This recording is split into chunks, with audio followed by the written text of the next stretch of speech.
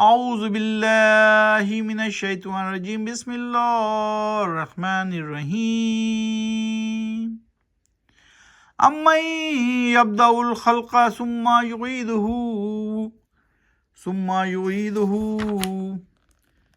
ومن یرزقکم من السماء والارض الہ مع اللہ قل ہاتوا برہانکم ان کنتم صادقین۔ ابھی آپ کے سامنے آیت نمبر 64 کی تلاوت کی گئی۔ سورت ہے سورہ نمل، 27ویں سورت، پارہ ہے 20واں، امن خلق۔ آئیے اس کا ترجمہ پڑھتے ہیں۔ بھلا کون ہے وہ جو کرتا ہے ابتدا یا شروعات تخلیق کی؟ کس نے تخلیق کیا؟ اللہ سبحانہ وتعالیٰ نے۔ اور پھر اعادہ کرتا ہے اس کا، دہراتا ہے اس کو۔ اور کون ہے جو رزق اور وسائل اور اسباب روزی کے فراہم کرتا ہے تم کو آسمان سے زمین سے؟ کیا کوئی اور الہ یا معبود یا دیوتا یا بت بھی شریک ہے اللہ کے ان کاموں میں؟ بتاؤ لاؤ تم اپنی برہان یعنی دلیل اگر تم صادق اور سچے ہو۔ اللہ سبحانہ تعالیٰ تو قرآن شریف میں ایک ایک بات کا ذکر کرتے ہیں، پھر کویسچن کرتے ہیں، پھر اس کا جواب دیتے ہیں تاکہ بات سمجھ میں آ جائے، اور جگہ جگہ بتا بھی دیتے ہیں۔ لیکن پھر یہ بھی ہے کہ بہت کم لوگ ہیں جو اس پر غور کرتے ہیں اور اللہ کے بتائے ہوئے طریقے پر اپنی زندگی گزارنے کی کوشش کرتے ہیں۔ قُلْ لَا يَعْلَمُ مَنْ فِي السَّمَاوَاتِ وَالْأَرْضِ الْغَيْبَ إِلَّا اللَّهُ وَمَا يَشْعُرُونَ أَيَّانَ يُبْعَثُونَ۔ کہہ دیجئے ان سے اے نبی صلی اللہ علیہ وآلہ وسلم، نہیں علم کسی کو بھی جو ہے آسمانوں میں اور زمین میں غیب یعنی چھپے ہوئے کا۔ تو اللہ سبحانہ تعالیٰ بتا رہے ہیں کہ ہم نے اتنا کچھ چھپا رکھا ہے اس آسمان اور زمینوں میں، یہ غیب میں ہے جس کا علم کسی کو نہیں اللہ کے علاوہ، اور انہیں شعور نہیں، سمجھ بھی ان گڑھے معبودوں کو کہ کب اٹھائے جائیں گے وہ دوبارہ، اور کوئی بھی سمجھ یا شعور نہیں ہے نہ ان کو نہ ان کے معبودوں کو کہ کب اٹھائے جائیں گے وہ دوبارہ۔ آج ہم کر رہے ہیں 64 سے 70 تک کی تلاوت اور اس کا ترجمہ۔ 64 سے 70 تک سورت وہی ہے، 27ویں النمل، پارہ 20واں، امن خلق۔ آیت نمبر 66، بل ادارک علمہم فی الآخرہ بل ہم فی شک منہا بل ہم منہا مون۔ بلکہ ادراک، فہم، علم، سوچ، فکر کی انتہا ختم ہو گئی ہے ان کے اس علم کی آخرت کے بارے میں، بلکہ وہ تو شک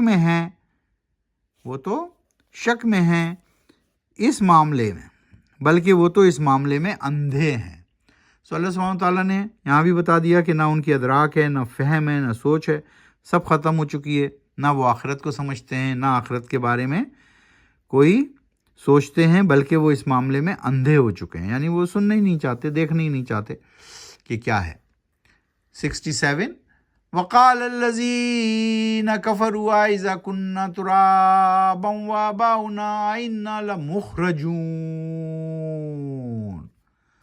اور کہتے ہیں وہ لوگ جنہوں نے کفر کیا یعنی انکار کیا، جب مٹی ہو جائیں گے اور ہم اور ہمارے باپ دادا بھی، تو کیا حقیقت میں ہم ان کو نکالیں گے، یعنی دوبارہ قبروں سے نکالے جائیں گے؟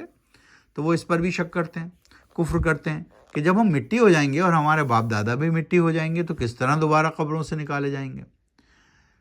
لَقَدْ وُعِدْنَا هَٰذَا نَحْنُ وَآبَاؤُنَا مِن قَبْلُ إِنْ هَٰذَا إِلَّا أَسَاطِيرُ الْأَوَّلِينَ۔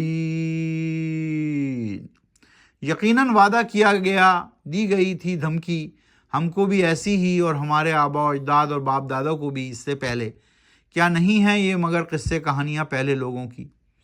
تو کیا جواب دیتے ہیں وہ لوگ جو انکاری ہیں، منکر ہیں، کافر ہیں، کہ ہمارے باپ دادا کو بھی اس طرح بہت دھمکیاں ملی، یعنی رسولوں کا سلسلہ تو اللہ سبحانہ وتعالیٰ نے جاری رکھا، پھر حضرت محمد صلی اللہ علیہ وآلہ وسلم نبی آخر الزماں پر یہ سلسلہ اللہ سبحانہ وتعالیٰ نے ختم کیا ہے۔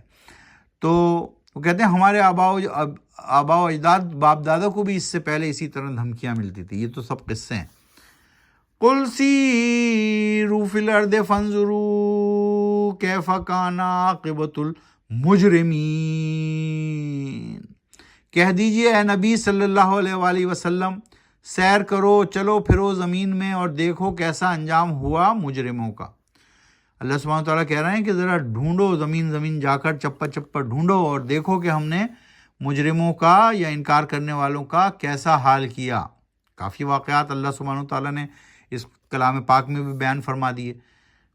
وَلَا تَحْزَنْ عَلَيْهِمْ وَلَا تَكُنْ فِي ضَيْقٍ مِّمَّا يَمْكُرُونَ، اور نہیں کرو غم اے نبی صلی اللہ علیہ وآلہ وسلم ان کے حال پر، اور نہیں ہو تنگ دل یعنی پریشان جو کرتے ہیں وہ مکر یا چلتے ہیں چال۔ تو اللہ سبحانہ تعالیٰ نے کہا تم پریشان نہ ہو، ان کو ان کے حال پر چھوڑ دو، بالکل پریشان نہیں ہو۔ یہ جو بھی مکر کرتے ہیں، چالیں چلتے ہیں، ان کو چلنے دو، ان کو ایک دن پتہ لگ جائے گا کہ ان کا انجام کیسا ہونا ہے۔ قرآن شریف کو سمجھ کر پڑھیے، آہستہ آہستہ پڑھیے اور اپنی زندگی میں قرآن و سنت کو نافذ کیجیے۔ یہی ضابطۂ اخلاق اور ضابطۂ حیات ہے اور دونوں جہانوں میں کامیابی کی کنجی۔ صدق اللہ العظیم۔